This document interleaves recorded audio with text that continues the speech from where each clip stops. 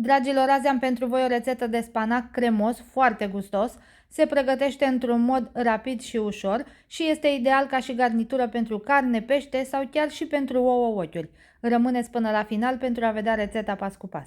Începem cu spanacul, pe care trebuie să îl spălăm foarte bine. Dacă îl cumpărați din piață cu rădăcini, trebuie să îndepărtați rădăcinile și trebuie spălat foarte bine pentru a nu avea resturi de pământ sau nisip.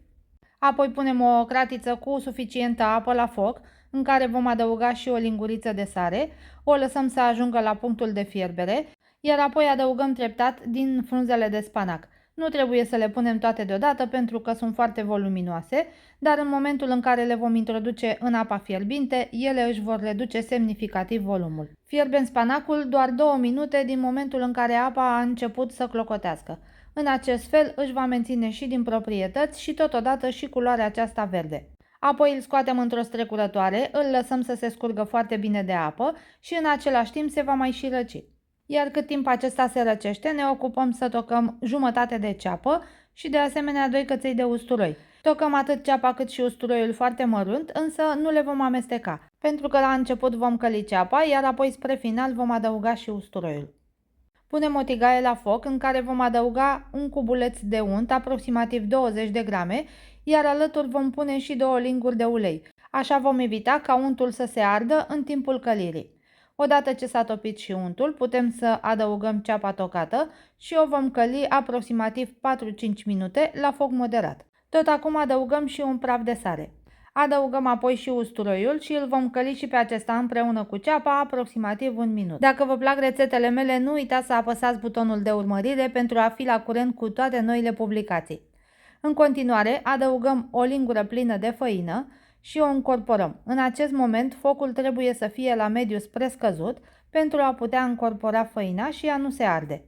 Apoi, imediat după ce am încorporat făina, adăugăm și laptele. Eu am folosit 200 de ml de lapte sau un pahar plin. Prima dată am folosit doar 3 sferturi, l-am adăugat treptat. Am observat că sosul era destul de gros, așa că am mai folosit încă un sfert de pahar. Deci, în total, pentru o lingură foarte plină de făină, adăugăm un pahar de lapte. Amestecăm energic cu lingura pentru ca laptele să se încorporeze cu făina și să nu se formeze cocoloașe, după care lăsăm sosul să fiarbă aproximativ 3-4 minute la foc moderat. Acum putem să adăugăm sare și piper măcinat după gust. Iar în timp ce se fierbe sosul, ne ocupăm și de spanac. Dacă este necesar, îl mai stoarcem puțin de apă, iar apoi îl vom toca și pe acesta mărunt. Vă aștept să-mi spuneți în comentarii din ce localitate a țării sau din afara ei urmăriți această rețetă. După ce sosul s-a îngroșat suficient, putem să adăugăm și spanacul tocat, îl încorporăm foarte bine și mai lăsăm totul să fiarbă aproximativ 2 minute la foc redus. Opțional, pentru un gust și mai bun, puteți să adăugați în timpul fierberii și 2 linguri de smântână acrișoară. Iar alături de acest spanac merge foarte bine și ouă ochiuri. Uitați-l cât este de cremos. Eu l-am dat deoparte și am zis să vă arăt cum pregătesc eu ouăle ochiuri în foarte puțin ulei.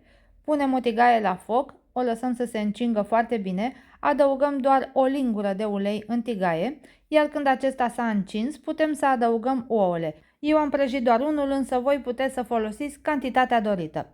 Adăugăm puțină sare peste ou, după care acoperim tigaia și vom lăsa ca acesta să se prăjească la foc moderat, aproximativ 5 minute. Practic, oul nu are nevoie de foarte multă grăsime pentru a se găti, ci doar de temperatura înaltă care se formează în interiorul tigăii. Ei, și acum că s-a gătit și oul, nu ne mai rămâne decât să adăugăm punctul final acestei rețete. După ce am așezat spanacul pe farfurie împreună cu oul ochi, răzuim pe deasupra puțin cașcaval. Acesta este opțional, însă va da un gust foarte bun mâncării și este gata pentru a-l servi.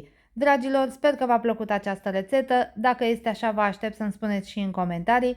Nu uitați să o distribuiți și cu prietenii voștri. Eu vă mulțumesc pentru vizionare și ne vedem la videoclipul următor. Numai bine tuturor!